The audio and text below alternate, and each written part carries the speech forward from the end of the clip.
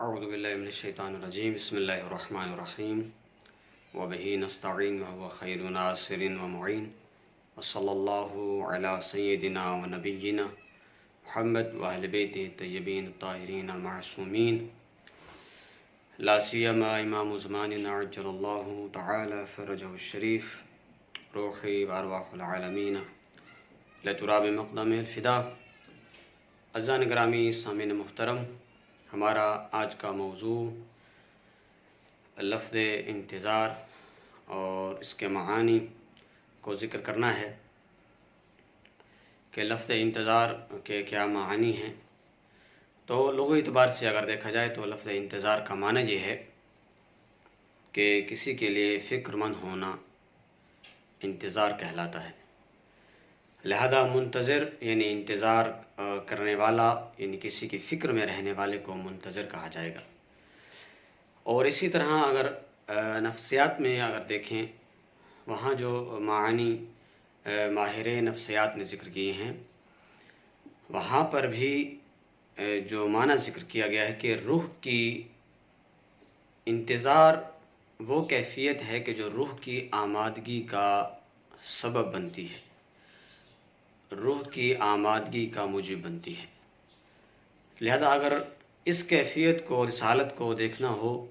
تو، اور بہتر طریقے سے اگر سمجھنا چاہیں تو اس کے برعکس کیفیت اور حالت کو دیکھ لیجئے کہ جب کبھی انسان جو ہے وہ مایوسی اور نا امیدی کی کیفیت جب اس پر طاری ہوتی ہے تو کیا ہوتا ہے کہ جب انسان کسی کا منتظر نہ ہو، کسی کے انتظار میں نہ ہو تو پھر وہ مایوس ہوتا ہے اور نا امید ہوتا ہے۔ لہذا انتظار کا معنی یہ ہو جائے گا کہ انتظار جس قدر زیادہ ہوگا اور انتظار جس قدر شدید ہوگا، روحانی طور پر انسان کی تیاری اور اس کی آمادگی اس قدر زیادہ ہوگی۔ تو لہذا یہاں پر جو مہم نکتہ ہے اس کے بعد کا کہ جہاں ہم کہتے ہیں کہ انتظار فرج، تو اس کا معنی یہی ہے کہ عجل اللہ تعالی فرجہ الشریف، کہ انتظار فرج یعنی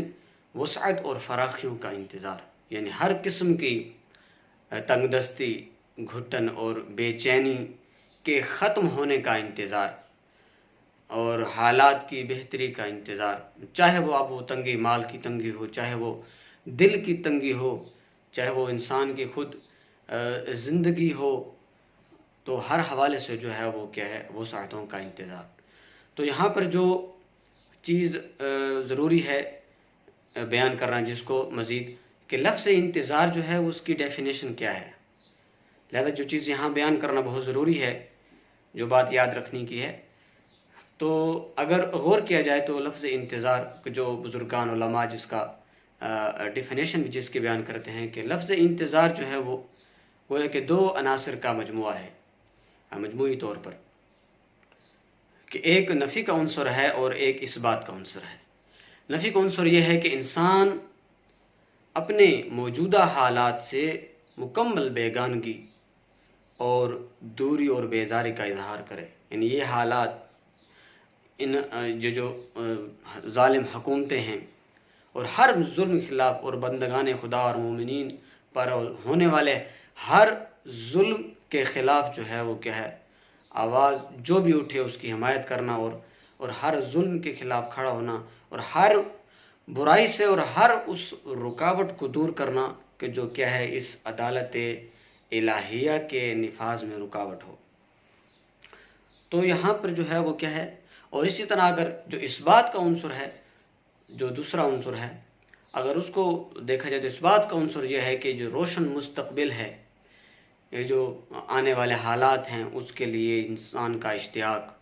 اور اس کی رغبت کا ہونا بہت ضروری ہے، یہ اثبات کا عنصر ہے۔ اور پھر ان حالات کے لیے اور اس زمانے کے لیے جو امام عالی مقام کی حکومت کا زمانہ ہوگا، جو ظہور کا ابتدائی زمانہ ہوگا، کہ جس میں امام عالی مقام ظہور فرمائیں گے اور عادلانہ نظام کو قائم فرمائیں گے، تو اس زمانے کے لیے بہترین جو ہے وہ راستے کو ہموار، بہترین طریقے سے راستے کو ہموار کرنا، اور مقدمے کے طور پہ یہی اعمال جو ہے یقیناً اس کی اس امام زمانہ تک، امام کی منزل تک پہنچنے کے لیے اور امام کے ظہور کو پانے کے لیے یہ اعمال جو ہے وہ اور پاکیزہ اعمال کو انجام دے، تاکہ وہ یہ اعمال اس کے لیے مقدمہ ہوں اور اس کی راہ کو ہموار کریں۔ تو بالکل یہی معنی اگر روایات کو دیکھا جائے تو وہاں پر بھی یہی معنی ہمیں سامنے نظر آتا ہے کہ وعدہ الہی کے چشم برا ہونے کا دن، کہ جب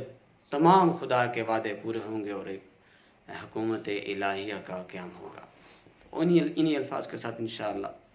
اجازت چاہوں گا۔ انشاءاللہ اسی بارے میں اگلی گفتگو اگلے درس میں انشاءاللہ حاضر خدمت ہوں گے۔ والسلام علیکم ورحمۃ اللہ